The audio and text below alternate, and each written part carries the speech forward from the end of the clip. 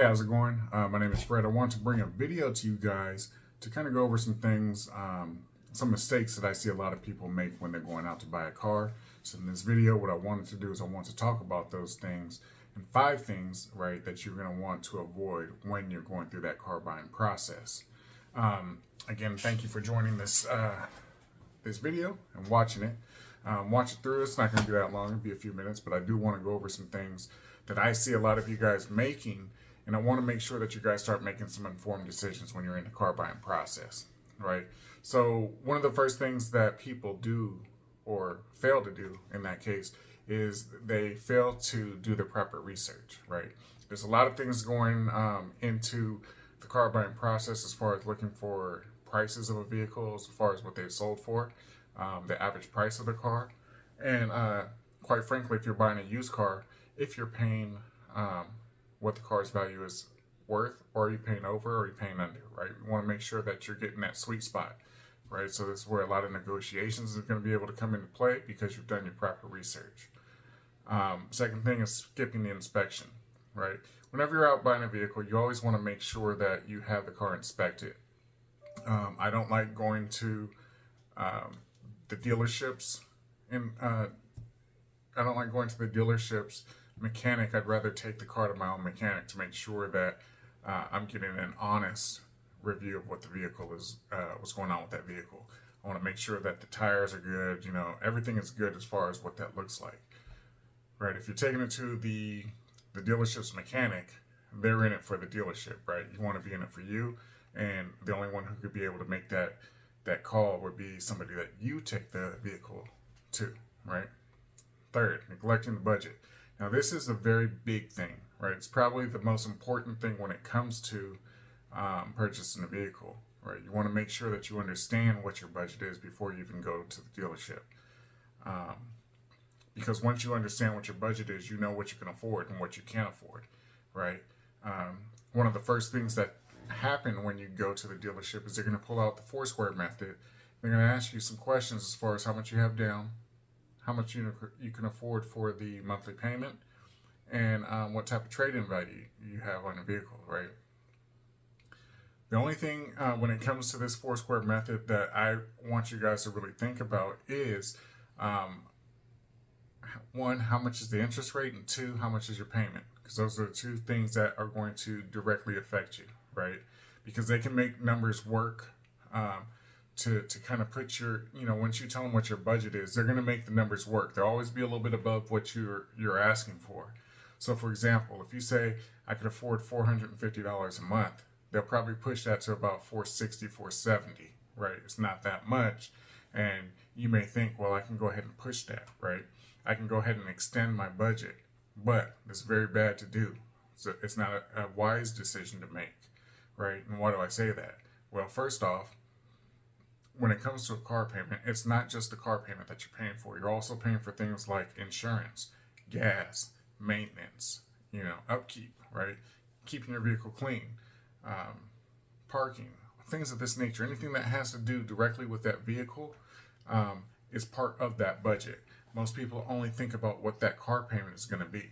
We need to think about the overall picture, what everything total is going to be, because that's what the budget is going to be based on, right? You don't want to be spending too much money. And I see so many of you guys out there purchasing a vehicle and just grossly overspending on that vehicle, right? You know you can't afford it. You know the car is old. You know you got bad credit. There's all kinds of these things that go into it, and you haven't done the proper things to make sure that you can afford it. One of the easiest ways that you can get started with purchasing a vehicle, one of the easiest things you could do to manipulate your credit score is to, one, if you have credit cards, you can go ahead and pay them down, right? Instead of putting a down payment on the car, maybe take that down payment and pay it towards some of your credit cards. Try to get that utilization ratio down, right? Because the higher the ratio, the lower your score is going to drop. So if you can get that ratio down, it's going to boost your score up, right? That's one way. If you don't have credit cards, which a lot of you guys don't because you guys are in a bad situation, then what you could do is you can go ahead and start thinking about what can I do to even get a credit card. In the description below, what I'm going to do is I'm going to give you my credit building blueprint. If you don't have any credit cards, this is one way I say follow step 1 and 2. That will get you where you need to be, right?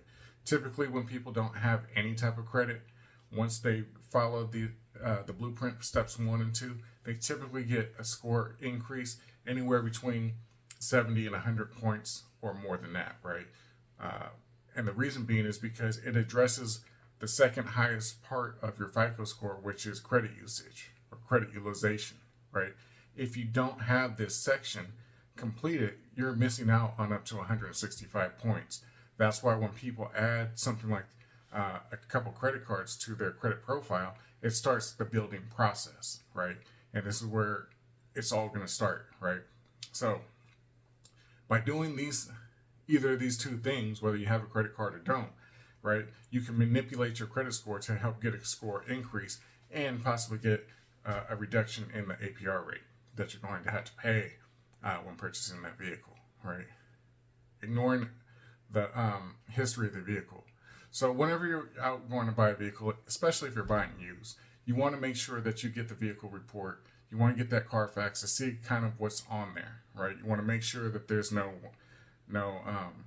major issues. You don't want any accidents because that one is going to lower the price of the vehicle, right? And who knows what type of problems may come in the future, right?